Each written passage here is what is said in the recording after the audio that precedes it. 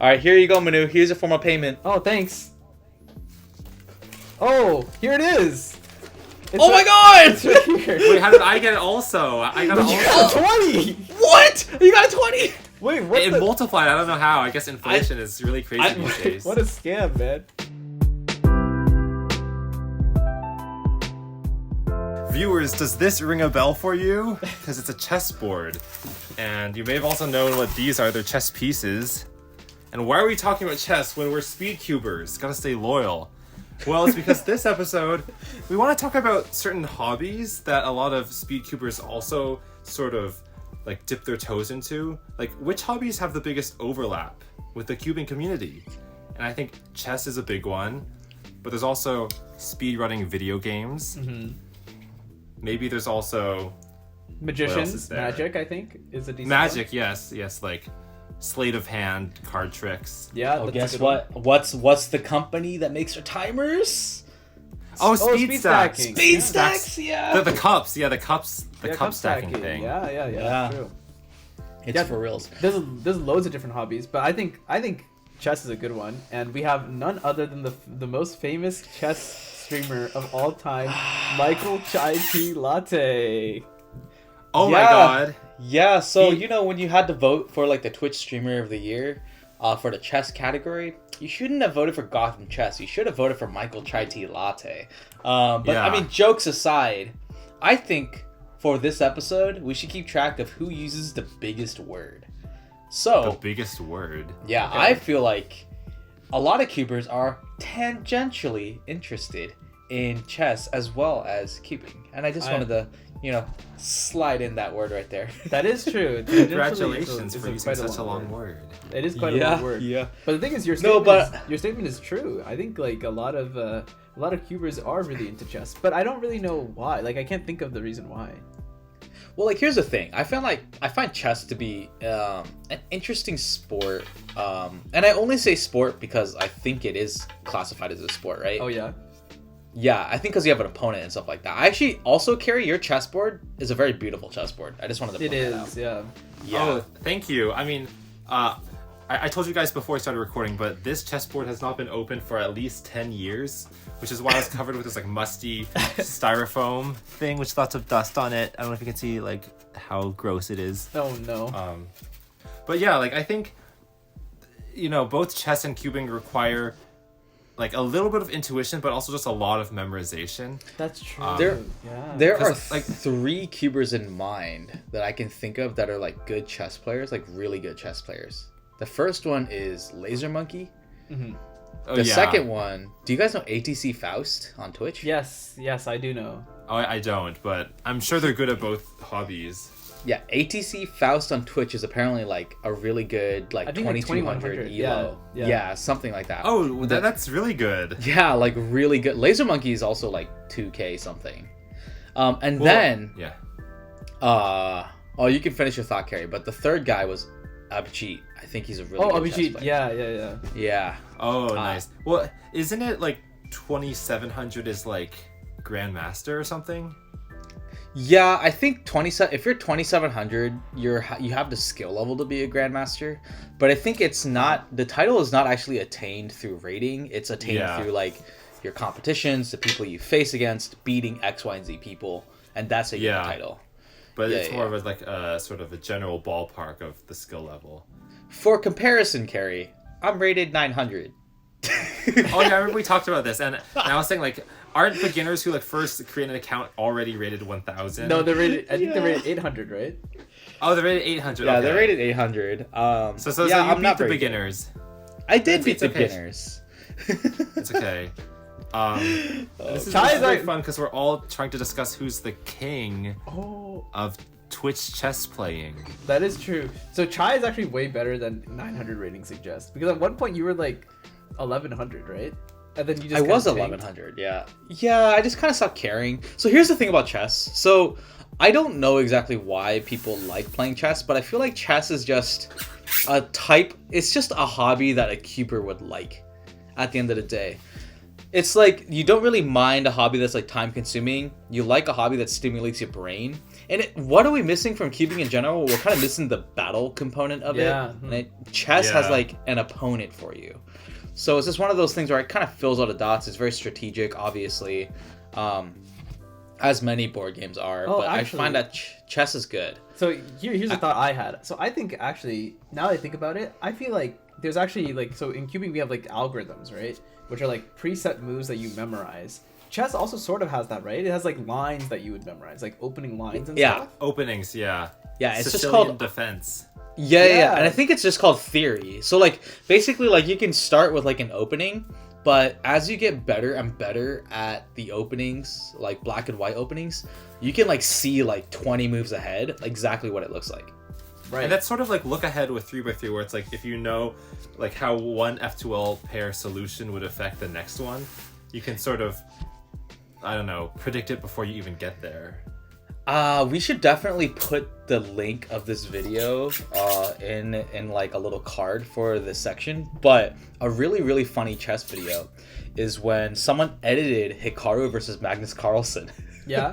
And Magnus Carlsen had a really overwhelmed face. But in the video, Hikaru pre-moved an entire match against Magnus Carlsen. Oh, like I think the entire thing was already like predicted from. Yeah, because it's an online game where you can do that. Yeah, and you pre-move the entire thing, and Hikaru, like after he finishes the pre-move, he like sits back, makes a. Hikaru pre-moved it, and it has I think it has, what is it, Peer Gynt Suite, or In the Hall of the Mountain King playing, I think, in the background, right? And, like, it's so funny. We in the same corner of the internet. Yeah, it's really funny. But I think chess is, I'm pretty good, but not 900 in technicality. But I just started tanking, and the thing about chess is that it's very demotivating to actually lose. It's a very demotivating game because you feel so dumb. Like you look back at your games and you're just like, why would I do that? Like upon retrospect. Yeah, and I feel like with cubing, that happens less because I think, you know, you can pretty quickly find the like generally pretty good solutions, but it's more about being able to do them faster. Whereas like with chess, it's just a lot of blunders. Although I don't know, I feel like sometimes that can happen in cubing too. Where like sometimes you just like hit a rut and can't. That happened to me sort of when this was like a while ago, when I was like really struggling to break sub 20 because I'd been like 21 average for years, and I just could not figure out how to get from 20, 21 to even just 19. And then one day it just felt like everything clicked. And then after that, I like never have looked back. And I still don't know what exactly happened. Maybe it was like some like look ahead thing I wasn't doing before. I don't think it was like any alg or anything particular that I learned, but yeah, like sometimes it just happens. That's interesting. So. I never thought about it like that, but I always thought of chess as like way more demotivating when you lose than like cubing not being able to break a barrier.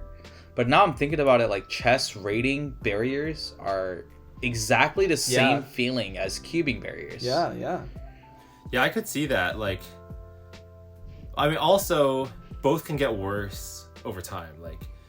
You could get your global average on cubing to like get slower by a second, and that can be like really frustrating because you don't know why, and then your ELO rating can go down. Yeah. Well, that's what's happening to me right now. So long story short, on my cubing practice, I'm basically switching to color neutral. And on my green cross and blue cross, I average about 9 seconds, and I'm actually pushing sub 9 average. But I switched to color neutral, and I'm barely sub 11. Like, I can't, really. On a good day, I might be able to. I remember, like, Chai, you and I, like, raced, and I think with you color neutral and me, like, I guess because I've always been color neutral, like, you're only a tiny bit faster than me. So I definitely know that you're making a sacrifice when you made that jump. Yeah, it's hard, but I guess for some reason, it's probably just because I'm not as invested in chess. It's like a nice secondary hobby. So when I lose, I'm just like, man, screw this. Let me just go back to cubing. Yeah. I feel like the people we know all have cubing as their like main hobby, and then chess as a side hobby. But like, there's definitely people who have chess as their main hobby, totally, and then cubing as their side hobby. Yeah, Yeah, I feel like both for chess sure. and cubing, like, they attract like a similar type of mind, right? It's like a very like analytical, like trying to like, yeah, just trying to like a very strategic type of person who like wants to do both. So I think it makes sense that there are, and there, I'm sure that there are like other cubers who also play chess. Like, you know, we just can't really name them. I mean, Chai did like a whole like chess tourney with some of his viewers, most of whom were cubers. So I beat most of my viewers except for like 2. yeah. Yeah, I mean, I guess that suggests you have a higher rating than your profile would let you believe. But like at the end of the day too, another reason why I think chess is demotivating is because there are so many openings. I feel like cubing is very straightforward with like your steps, but like say for example, and this is like self-induced, but I would open with the London system on white every single time. And then I just simply got tired of it because I didn't see the improvement, and I switched to a new opening. The problem with chess is that when you switch to a new opening, the board looks completely different. Right. Like, just like the games that you see are just like, what is this? Right. And you have to basically relearn chess. And then like, realistically, if I wanted to push my rating, I should just get better at the London system. But it's boring, I'm sure. But it's so boring. Like, I just can't do it. A lot of the hard work is boring. I mean, I think, right now, I'm playing the Vienna. The Vienna is so fun. The but I Vienna, lose a lot. Interesting. I mean, so I think cubing is like actually somewhat similar. So I think cubing is similar in the way that we're like, I think like you're kind of thinking like, I'm gonna do this method, right? And if you want to switch methods, you have to relearn how to cube like entirely. Like imagine switching from C-FOP to you root. went through that. Yeah, and you went through that. And yeah, right? Like when I switched from C-FOP to ZZ, like I'm still relearning how to do F2L efficiently. Oh, did you know Keaton switched to Rue? Oh yeah, really? well for OH especially, because like Right. Yeah, I OH guess makes now sense. now he has accepted that Rue is the faster method, and he wants to go in on that. And another cuber, Jo Hung Sun. He switched to Rue, and he's now really? like really fast. Yeah, he was C-FOP. Yeah, I know, like that. It was a big improvement, but yeah, I guess I could see that like analogous to chess openings and switching them.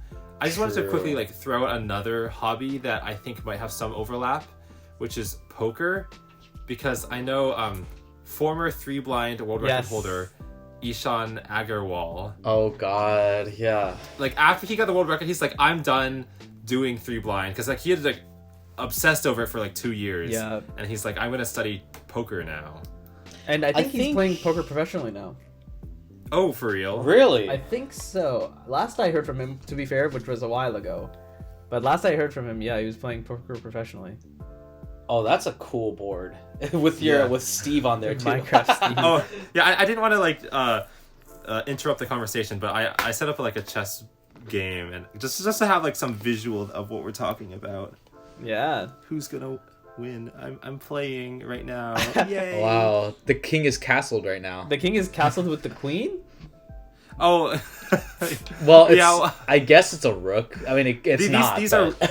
Wait, can you see this one? You can't see this one. This is a queen. Like, I was sort of absent-mindedly setting it up, so I wasn't really thinking about whether it was realistic or not.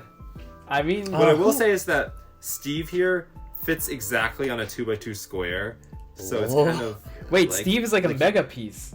Yeah, Steve is just basically like king queen plus. Yeah. Well, I would imagine he can move like one tile at once, and then he can like capture his queen by going like vroom and just like stomping. Wait, so can Steve capture multiple pieces at once? Oh yeah, like if he's imagine like let's say we have 2 pawns like that, and then Steve just comes along and stomps on them both. Oh, goodbye.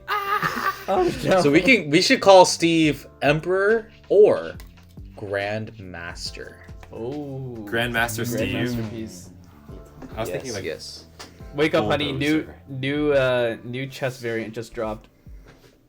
Oh yeah, new Minecraft chess variant just dropped. I'm trying to think of but like kind of going back to the poker thing. Another cuber that played a lot of poker back in the day was Edward Lin, if I'm not mistaken. Ah, yes. I think that's. Oh, that's right. Yeah. I think that's who Ishan took a lot of inspiration from.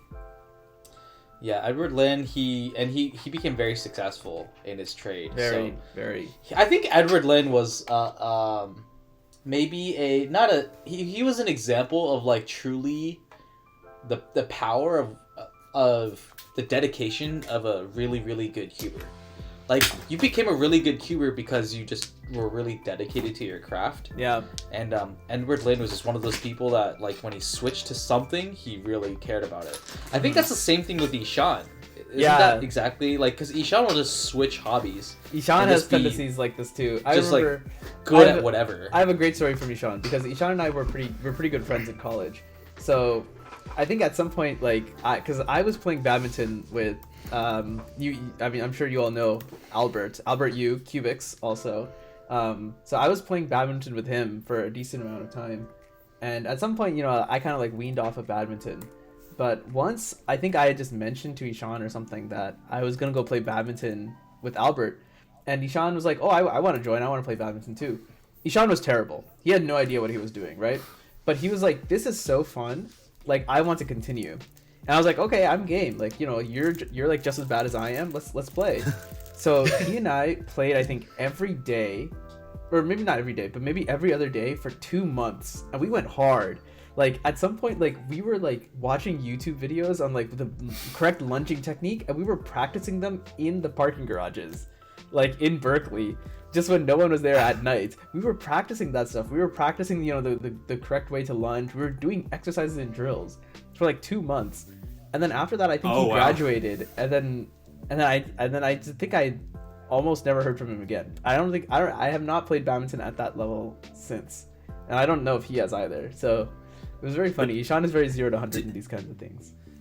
Do you think in those 2 months, like, he improved, like, more than you would think a human could in 2 months? I don't know about more than a human could, but he definitely improved a lot, and I think like just his passion going into it definitely helped him improve, right? It's like more than like whatever technique or whatever he learned. It was just like the fact that he wanted to get better was, I think that really like helped him, and that helped him like motivate himself to like play more. See, I think that's a skill in cubing. If you're really dedicated to cubing, the actual life skill that you get from it is the dedication and the work that you put in. Yeah, that's true. That's very true. Yeah. I think, I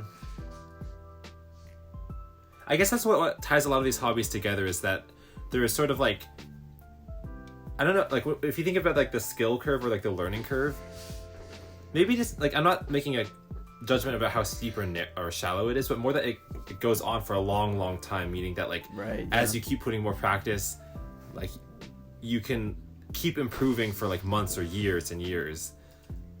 Like some hobbies don't really have that. Like if your hobby is like reading novels or something. Oh, I guess, okay. Every hobby I say, I'm sure like the people who are really into it would be like, how dare you say it's shallow? Like, I guess maybe what I'm saying is like you can track your progress pretty clearly. That is true. Poker or with cubing especially, because you can like literally see the times going down. Mm-hmm. Yeah, for sure. I don't know. I was thinking like, yeah, so all these cubers, like, they play chess too. I'm actually curious, Manu, do you know any other cubers that play shogi other than you? So I think actually Abhijit is also into shogi. I think he's just into like chess-like games. But yeah, I think shogi is another interesting one, and I would like to make the case for shogi because I really like shogi. I'm not very good at shogi. Like I've like only played with like a couple people, but I think it's more interesting than chess. So I'll put that out there.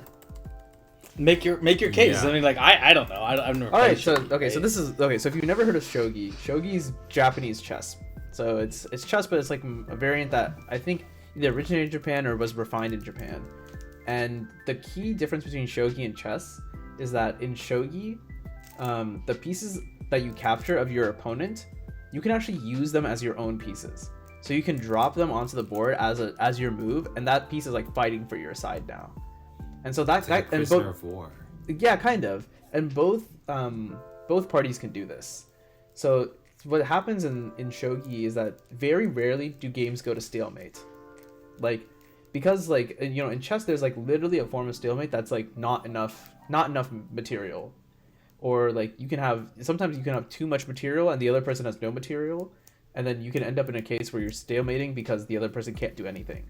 In shogi, that's extremely rare. It is very, very rare for a stalemate to occur because usually you have pieces that you can use to either continue the attack, or you have pieces that you can use to like defend the attack, kind of.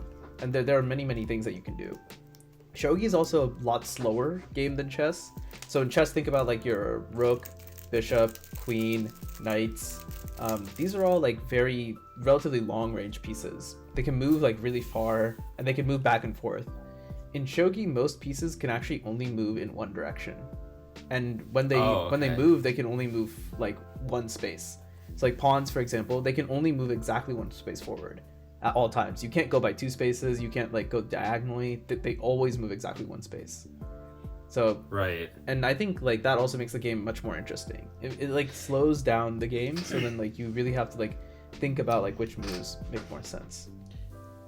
Yeah, Carrie, did you play Chinese chess before?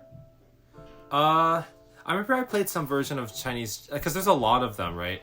Like I played some version where there's like an elephant, a lion, a tiger, and it goes down the line down to a rat, and then like every animal can capture the animal smaller than it, but the rat is the only one that can capture the elephant by climbing up its trunk. I've never. Oh, that I've sounds never so heard fun. So the chess that I'm referring to is xiangqi.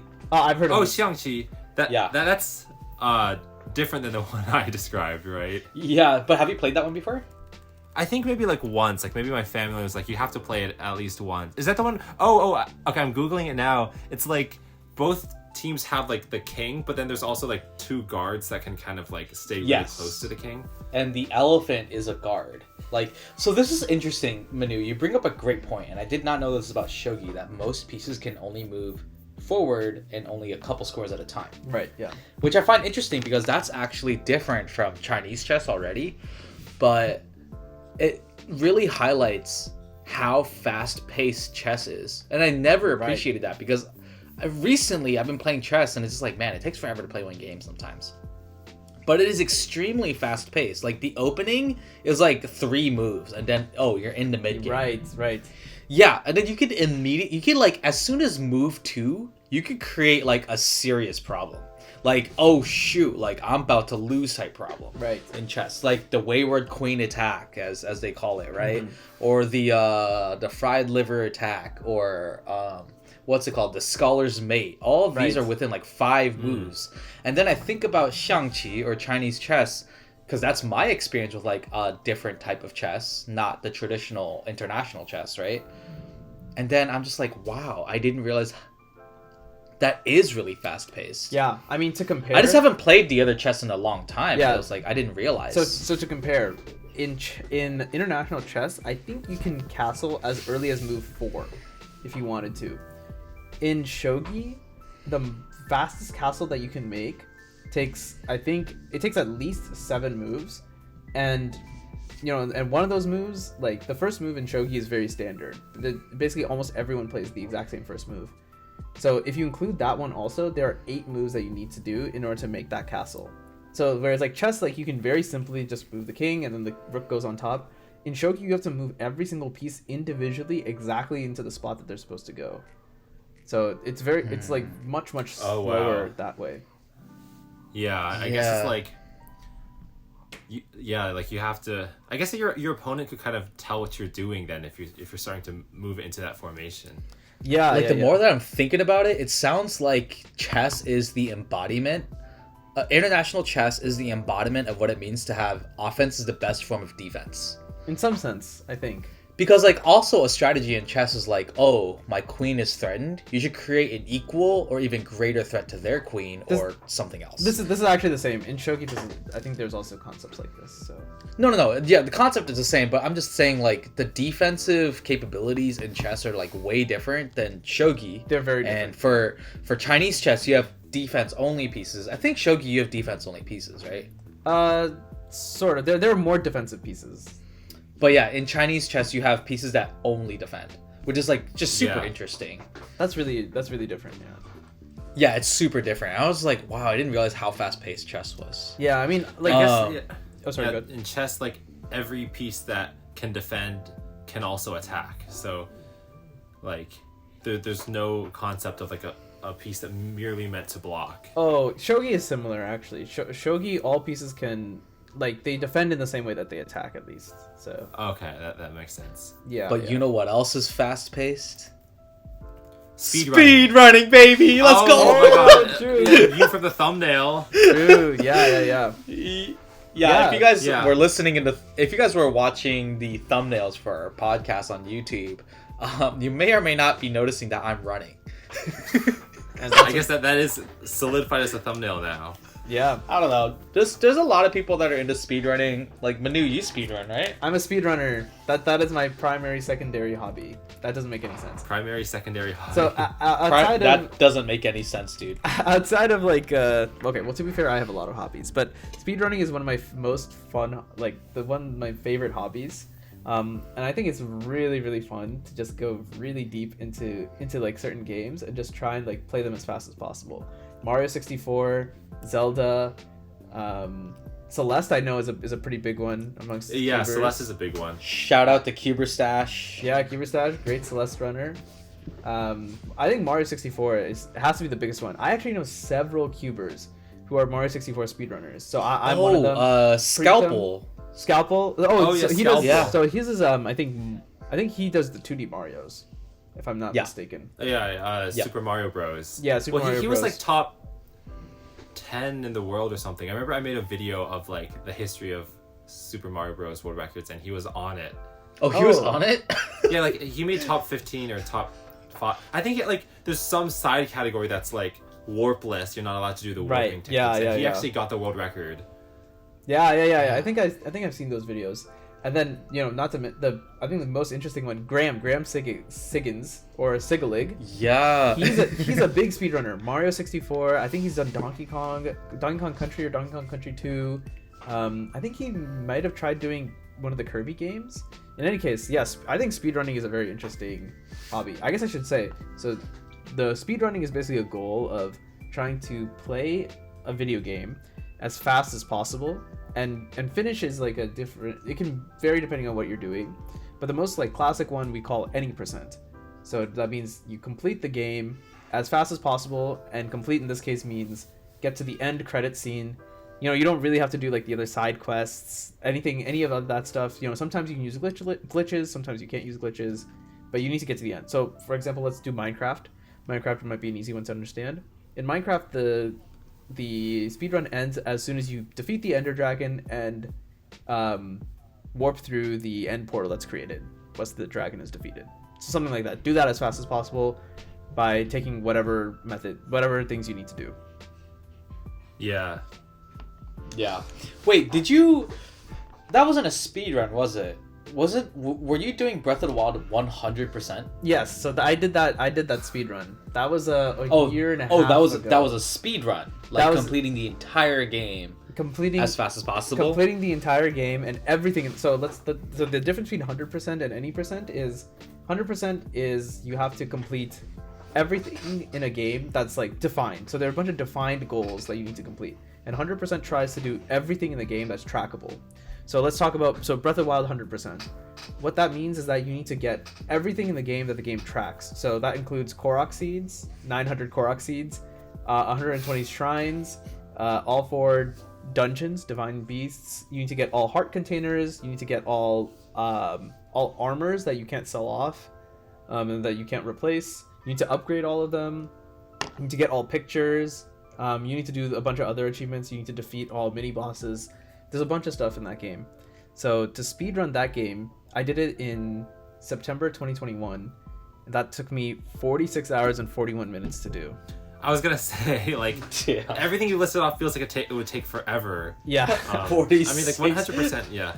Yeah. So that took 46 hours. I think the current world record is like at 16 or 15 hours. So I'm clearly way worse. But really? I mean, dang, well, also they outclassed you. Oh my god. That's also, it's not in one sitting, I hope. So it is sort of, so when 46 hours, because Breath of the Wild 100% is so long, that one in particular is split up into multiple segments. So I did 15 hours for one day, then I would sleep for 9 hours, then 15 hours the next day, then sleep for 9 hours, then 15 hours the next day, sleep again, and then just finish. Yeah, I remember Okay. that because at the time we were living together. Dude, Yeah. he did not. He literally did eat, sleep, speedrun, repeat. Yeah, that's For 4 days. For 4 days, yeah. But yeah, oh my god. Well, yeah, I guess like That was a you bit know, crazy. if you don't have work and like Oh, I you took want time to get off this work. record. I took time off work to do it. I didn't get a record or anything. Really? Yeah, I didn't get a record. Like, obviously, I didn't get a record. I'm just slow. But the cool thing is Well, that for 100% Breath of the Wild, only so few people have done it because it's just crazy. But so I think Yeah. I'm still like top 30 in the world out of like 35 people who have ever attempted it and completed it. So Wow, that's pretty Wow. good. You could say you're 30th in the world for something. Yeah. yeah, it's cool. I think that's what's cool about speedrunning is like if you like pick the more niche video games, very often you can find like events that you know so few people have done that it's like an easy world record for taking. I mean, obviously yours was not. Oh yeah, there's But- no way I could have gotten. I mean, I was not expecting to get the world record. So, oh, let me tell you about another fun game that I have. Where is it actually? You guys can continue talking, but I actually held the world record in a different game. Oh, held a world record. Yeah, if I Let me if I can guess. Did you find it. actually? Ah, here it is. Yeah, this game, Pokemon Ranger. It's a, Wait. Pokemon Ranger. You held a world record? So I held the world record in this stupid game, Pokemon Ranger. It's a side game. It's not one of the main series Pokemon games, and I held the world record in a side category. So in Ranger, there's like these side missions that you can do to collect mythical Pokemon. They were called Ranger Net missions, and Right. I was the fastest one to complete Ranger Net in English. Yeah. Oh, so like if you do a Because- different language, is it like a different game? Right, yeah. So there are different leaderboards for the other Oh, languages God. because Japanese is way Okay. faster than English, I think. So, and I only have the English version of the game because that version of Pokemon Ranger is my original. That's the first video game I ever bought on a console. That was the very first video game I got okay, so when I was 10 it's got years like old. it's got like a personal sentimental value then. Yeah, exactly. Yeah. So that's why I Well- ran out the English because I just had the English one. yeah. Wait, Well- sentimental value, but Pokemon Ranger or Mystery Dungeon Explorers of Time and Darkness? Okay, wait. So you're asking which one do I like more? Yeah. That one is so hard because PMD Explorers is probably the best Pokemon game ever. Yes. But Ranger Yeah. is so much fun, dude. Ranger is really fun. If you haven't played Pokemon Ranger, I really recommend it. But you have to play it on a DS is the thing. You can't emulate it. It's very difficult. Also, I'm sorry if you guys are listening or even watching this podcast. My cat is going ham. No, I Sorry. like that. he's going crazy. The more activity in the background, the more fun. Wait, I didn't even notice. Yeah, he's going. But yeah, if there's He ringing is. in the background, guys, that's my cat. Ringing. Yeah. Latte is just living life. Anyway, Manu, like when you got the world record, how much did it beat the previous record by? I don't remember. Oh, I think good there were maybe question. only like 2 or 3 other people who ran the category. So. Oh, okay. And see. I don't even have the world record anymore. I think someone else beat it. So. Well, that's just sort of like destiny. Like I feel like Yeah. any record you try to get, like you either try to keep holding on to it by improving it, or just someone else is gonna take it. Yeah. I think But you know that is pretty cool though. That's pretty cool that even though there's only 3 people that attempted it, that no one did what you did at the time at least, yeah. at the time. I think it's still cool. Yeah, it was fun. I mean, and I think for the full game for the record, I actually don't know. Let me check. But I think last I checked for English on the full game doing any percent, I think I was 4th or maybe 3rd. Let me see.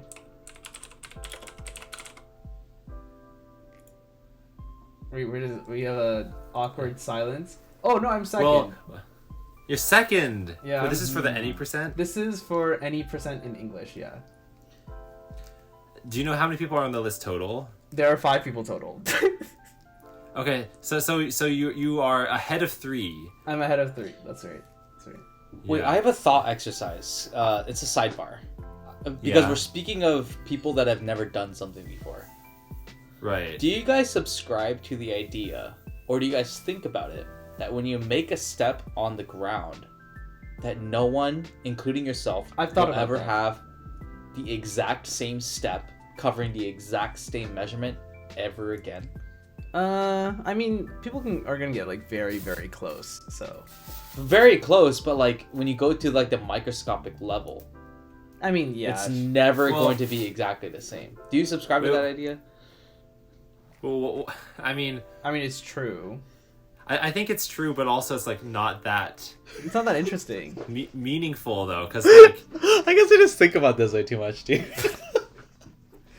well, I remember like Shy, when I man. was young and I like. You guys don't think about this? Not really. Well, I was about to like say a related thing I did think about, which is like when I was young and I looked through the Guinness Book of World Records.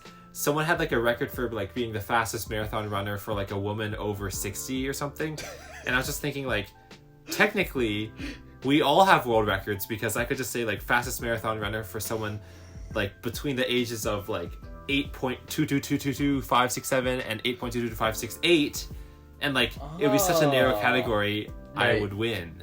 Right. That's a good thought experiment too. Yeah. So, But yeah, there's a lot of uniqueness in the world if you go down to the very fine level. yeah, but it also like kind of removes the impressiveness, I guess. But it just made me think like, I've never thought about Yeah. that. That's cool.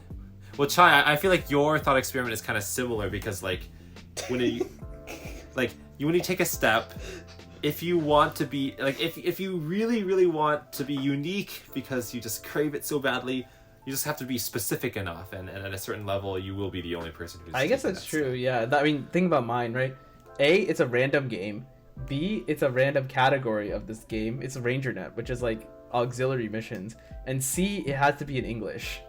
So it's like already is like completely specific that it like completely filters everyone else out. Yeah, true, Yeah. true.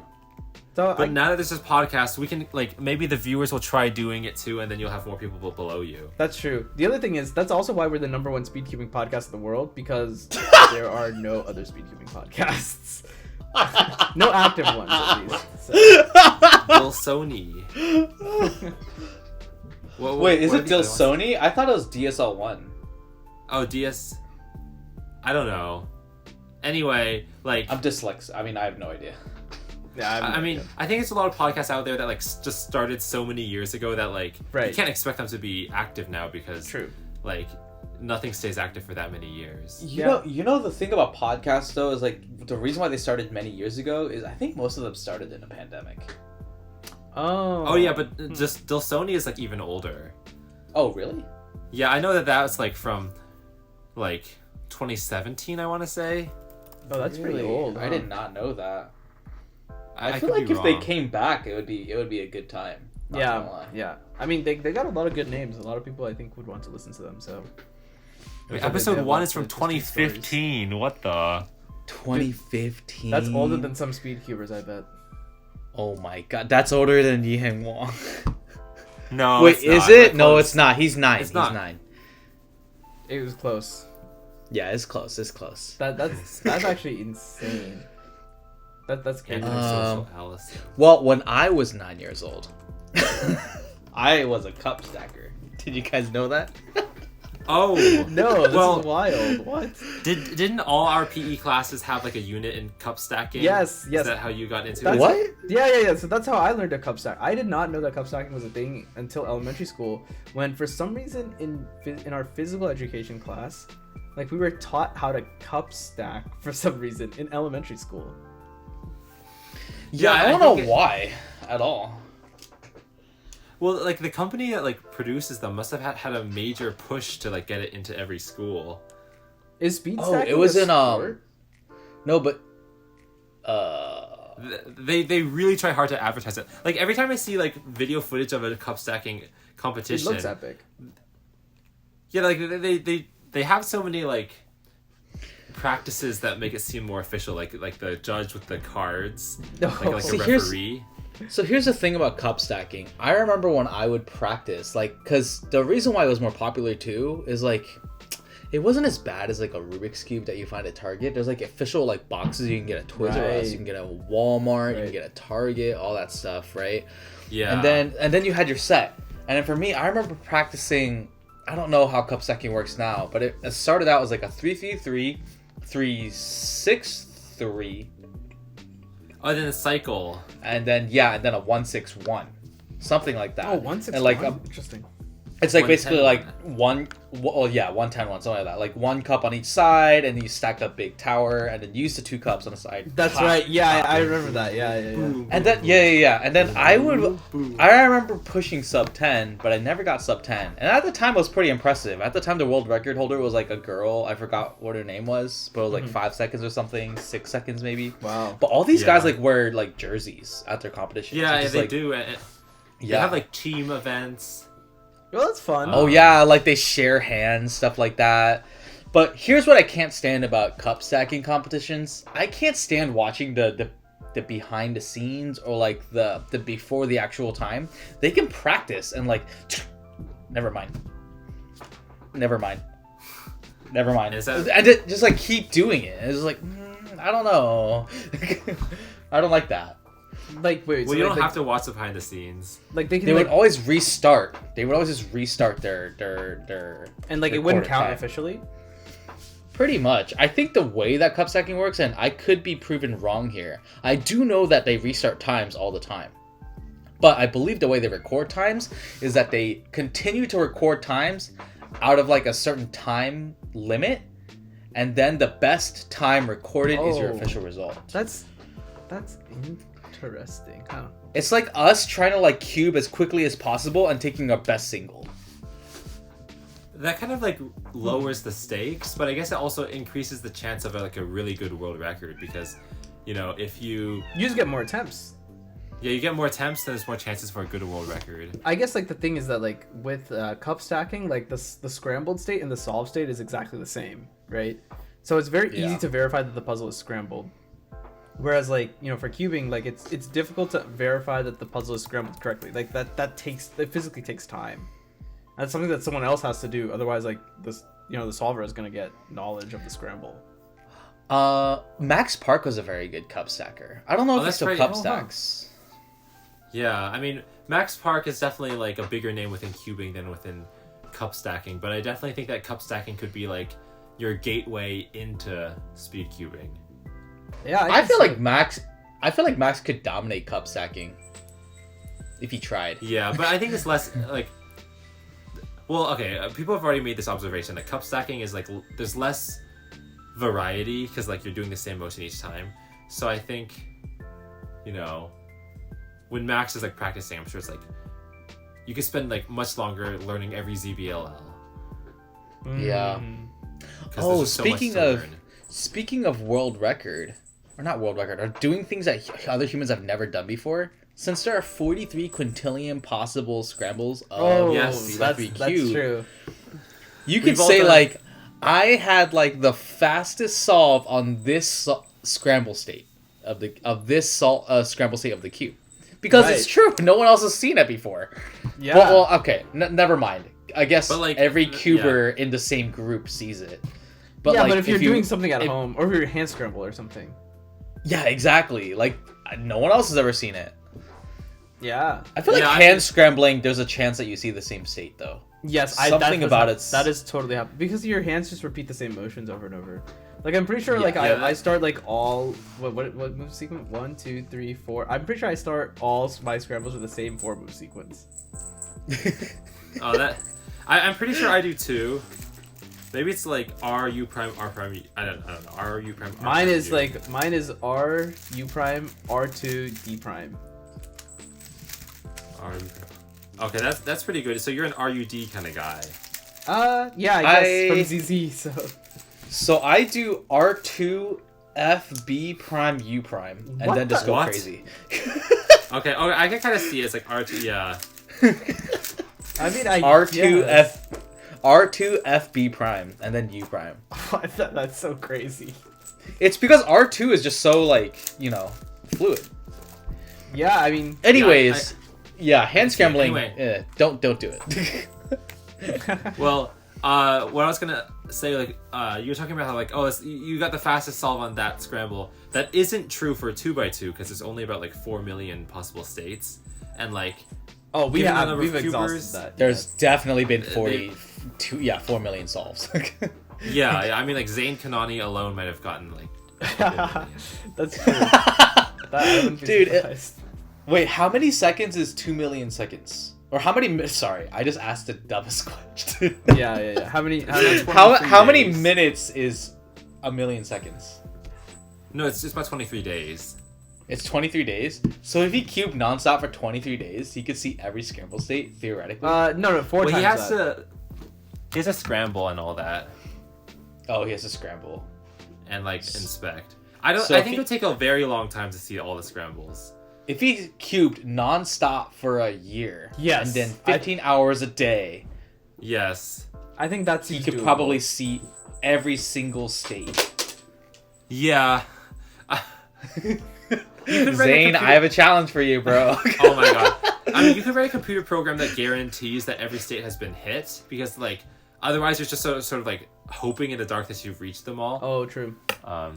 That would be Yeah. such an entertaining video if you wrote a program to do it and then you challenge someone to do it. How long would That'd it be take? way more work than the videos were. Dude. Like Dude, that's going to. one person would be like wasting a year of their life. Yeah, and that's a year. They're like 15 hours a day. Like that is a lot of time to work. The key is you Yeah. don't do it on YouTube. You do it on Twitch. That way Oh you my can God, get a money in the moment. A year long stream. Oh God. I don't know. Yeah, I don't I know don't about think- that one. I don't think people would be paying by the time you get to like the 2,467,000th scramble. Who knows? That would be pretty crazy. Although I wonder if like collectively, if you got enough people, like let's say you got like 1,000 people, right? I wonder if you gave each of them 4,000 solves to look at and says like, okay, well, here are your 4,000 solves. Go and solve these 4,000 solves. Like figure out whatever the best but whatever the optimal solution is for these 4,000 solves. I bet we could probably solve 2x2. Like all of 2x2 states, we knew exactly the optimal. Well, no, sequence. people already know, like optimal 2x2 solvers are like pretty easy to make. I know like Ben Whitmore has done it. I think you can also like lower the number by being color neutral, and I think it actually Right. goes down to a number that's like I have no idea what it is. Maybe like in the tens of thousands, which is like shocking. Maybe like hundreds of thousands. That would make sense. Well, like if you do color neutral, can't you just divide by 6? Well, no, because like some scrambles are symmetrical, in which case like if you were to divide, you would come across the same scramble, so you don't want to like divide that by 6. But it should also be 24, because there's 24 orientations of a cube. Oh, that's true. But then like you don't want to double count. You know what? I'm a little bit. This is a hot take. And tell me, guys, how you feel about it. But thinking of adjacent hobbies to cubing, because it's not specifically cubing, but one of the more viral things in the cubing community is cube art. Oh, that's Cube true. mosaics. Oh, mosaic, like And Soup Timmy. Chai, do you have it? Do you have the the- mosaic right now? It's Latte ruined it. Oh. Aw, But here's my hot take. I'm a little bit disappointed that it's so viral. Actually, I'm a little bit disappointed that it's so viral to the point where like Rubik's finds it important to have a mosaic as a part of like their big event, as like a booth just for cube mosaics. And the reason is because, man, we're like, the things that we're actually doing with Rubik's cubes is just so incredible, and I just don't understand why people are so drawn towards the mosaics instead of speed cubing. You're a hater. But that's just me. You're a I'm a hater. little bit petty. Honestly. But like to me, it just, I don't know. I don't get it. Yeah, it's because I it's think art. it's easier for Yeah, it's easier. non-cubers to like participate in it, but also like maybe like appreciate the artistic Like of admire it, even if it it. is even if it isn't that artistic, because you're sort of following a per pixel drawing by computer. It's still just like But like, here's an example. And like, first off, I met Soup Timmy. He's a cool guy, right? Like Soup Timmy, great guy. First off, And it's awesome that he got to work with David Dobrik. Like that's another. That's thing. so cool. Great forgot content about that. creator. And like, I love cubing mosaics in general, but to me, I'm just like, man, I wish that the scenario in an alternate reality, a parallel universe, that instead of David Dobrik featuring Soup Timmy, in a cubing mosaic video, I actually wish David Dobrik and Sutomi did a speedcubing collab video. But that's just me, because I feel like that's what I would have drawn to as a non-cuber. But clearly that's not true. I think people are more interested as a non-cuber in cubing mosaics. Yeah. Yeah, and David Dobrik can only really collaborate with like what brings in the views, I guess. Yeah, for sure. You know, it's probably an intentional choice, and it looks cool. Like it's aesthetically amazing, right? Yeah. That is a good point. And I think there's something about like you use like a bunch of like small objects that like don't really look like anything, and like you like kind of like put them all. It's like pointillism, right? You take a bunch of small objects that individually they look like nothing. If you zoom in, it looks like absolutely nothing, but then you zoom out and you just see like something that's like extremely recognizable, someone's face, famous art painting, something like that. There's something about like there's something about like at the lower level there's a bunch of chaos, but then once you like step back, everything is like very, very neat and tidy. So I think speedcubing is like different in a lot of ways. I think like speedcubing is really impressive for like I think like its dexterity, memorization, things like that. Whereas like aesthetically, if you want to talk about that, I think cube art takes the cake, in my opinion. Yeah, and I think that's fair. Also, Latte is moving my camera. Yeah. Oh my god, Latte up close. I can This is the closest Latte's ever been. But yeah, I don't know. I guess I'm a hater. Like, and it's definitely a hot take. Like, I acknowledge it, right? At the end of the day, this is like, man, I wish, because like I'm all pro like speedcubing, like Right. Yeah. I'm a speedcubing like buff. True. I'm trying to think of like an analogy. Maybe like a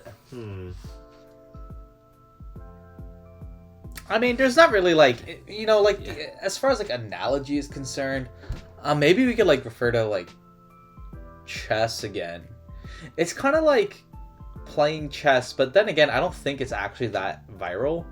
But there are like chess videos where they play chess challenges, or like, try to win with all knights, try to win with all rooks. Yeah, and that could get more views because it's just more interesting to us. It's just more interesting, but it just feels like disservice is a strong word. It's not a cubing mosaic is not a disservice. I wanted to make that very clear. I just wish that speedcubing got that spotlight. Like, or at least we can share it, maybe. Yeah, pretty much. I think that's probably the better way to say it, Mm-hmm. Yeah, I guess it's like, well, I mean, speedcubing videos, like, even of the competitions can, like, randomly go super viral on YouTube. Yeah, like, sometimes. I remember,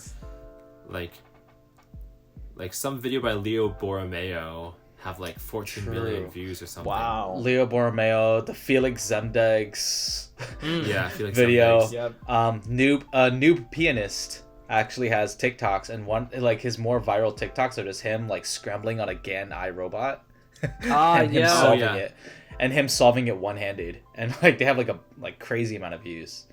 But it's, like, it doesn't even have to be that like the most skilled one-handed solving. It just needs to be enough to make like non-cubers be like, "Whoa, what is that?" Yeah, no, Noob is a terrible one-handed solver. Let me put that on the record. What if Noob's watching this? There's not a chance of getting him as a guest like star. The end.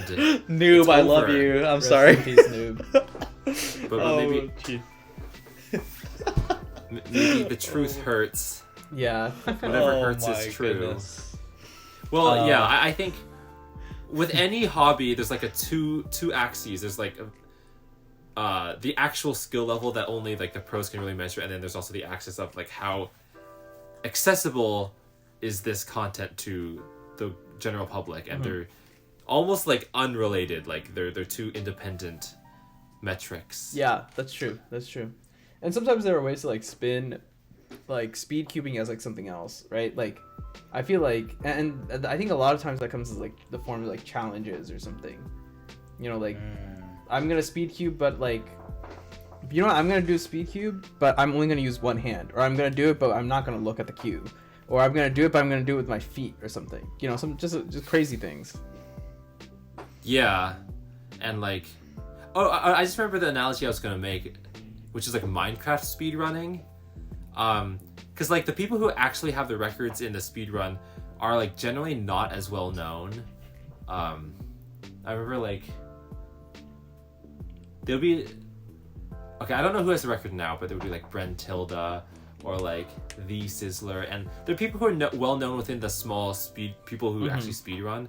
But then like the Minecraft YouTubers that like millions of people subscribe to, like, are the ones who are making videos like Minecraft, but like I put myself in an ice bath while I'm speedrunning, or like I don't know of any other examples, but like you're like speedrunning Minecraft but with like DDR pad. Yeah. It's like not about the actual like pinnacle of skill, but it's more about like how to keep it weird and refreshing. Yeah. I remember I saw one. I think that was no jumping. I forget who made that video. Point Crow, Small Ant, CJ. I don't remember, but someone made that video, and I saw that, and I don't really watch a lot of Minecraft, but I saw that I was like, there's no way, dude. Like jumping is like a key mechanic of Minecraft. How is this possible? I mean, click. There you go. Yeah. But that reminds me of like this video that was like, you can beat Super Mario 64 with 1.5 A presses. Yes, A is how you there jump. we go, dude. The ABC challenge. Oh, there's an amazing video that you have to watch there's an amazing video series by Bismuth. You have to watch that if you're interested in Mario 64 ABC challenge. It's an incredible video. It's very, very technical though. So, but it's such an incredible video business series. videos do get technical, but I guess that's like why you dive into them. Yeah, they're so good. ABC like A button challenge is insane. Watch for Rolling Rocks is probably the one you're thinking of in half an A press. That's a viral video. Oh yeah. I think it's to watch for Rolling Rocks, and the video is by like Pan and Pan and Coic 2012. Pan and Coic 2012. Yeah, that one. And Enter the Secret Aquarium 0 A presses. That one is also a wild video. Ooh. Yeah, I have to check that one out too.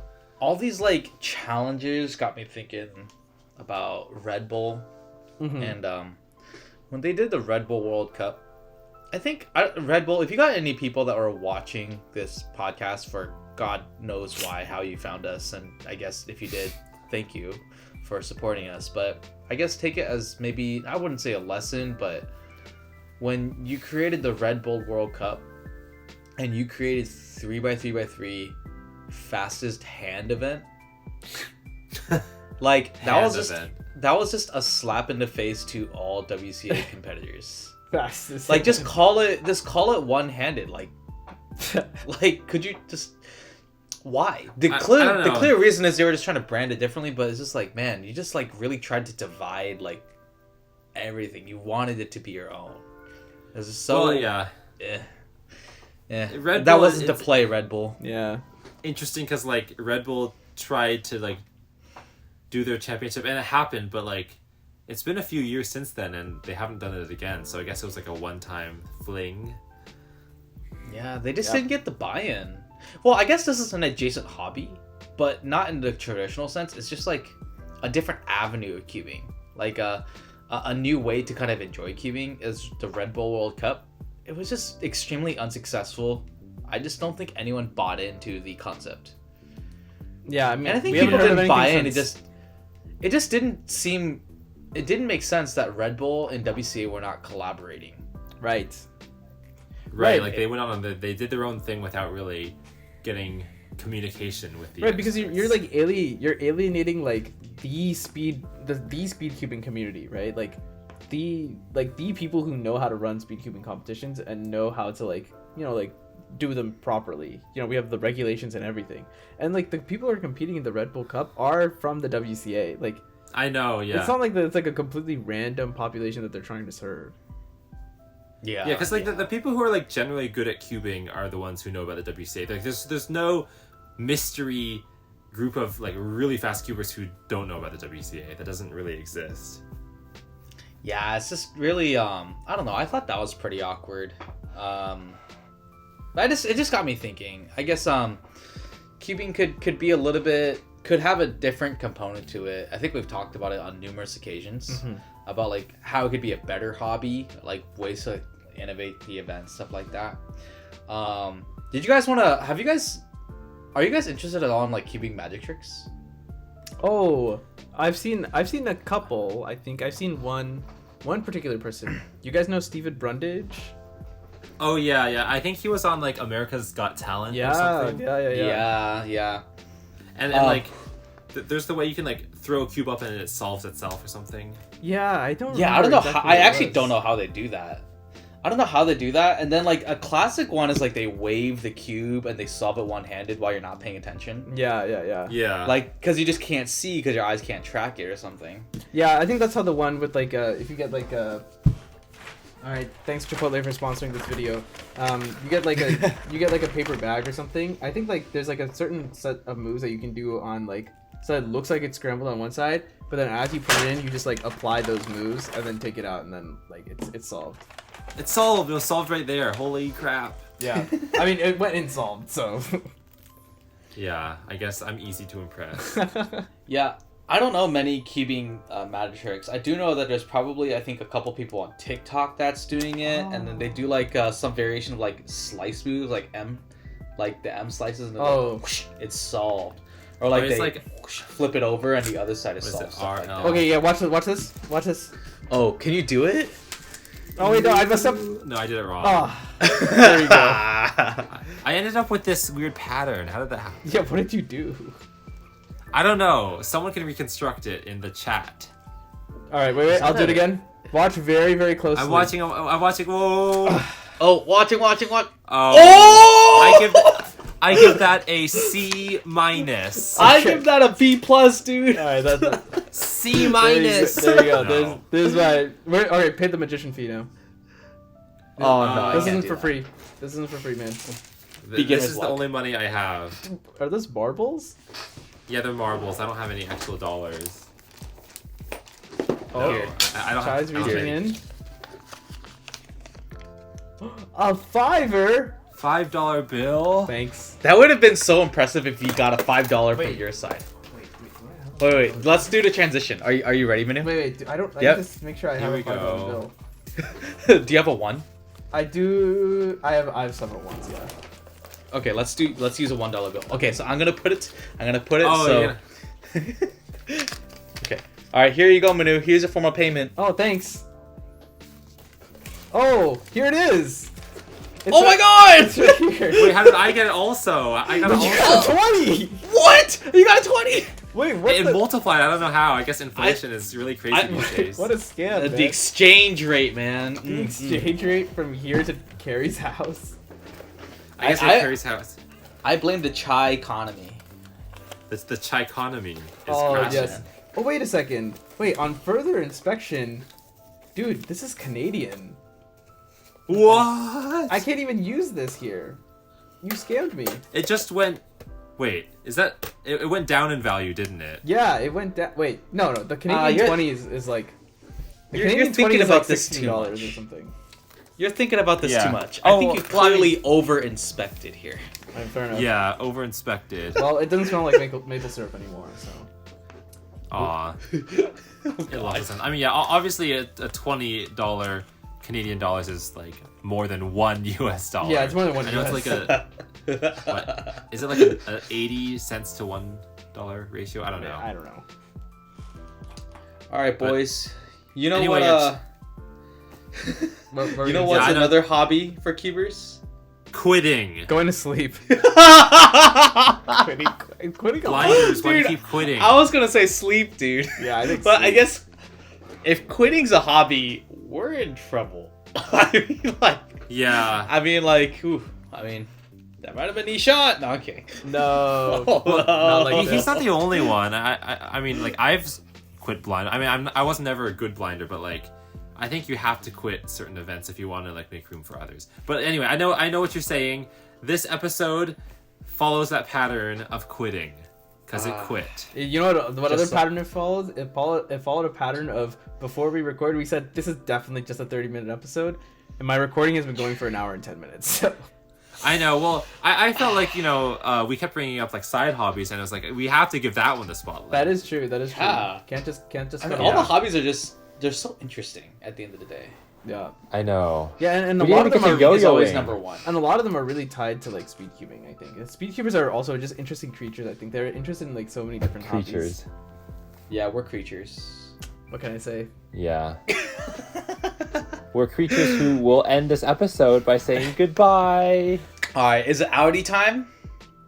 It's outie time, boys. It's outie time. Let me run away. Bye. Thanks, everyone. He's speedrunning away. Look at him. Oh my god, he's actually speedrunning. That's like slow running. It's the opposite.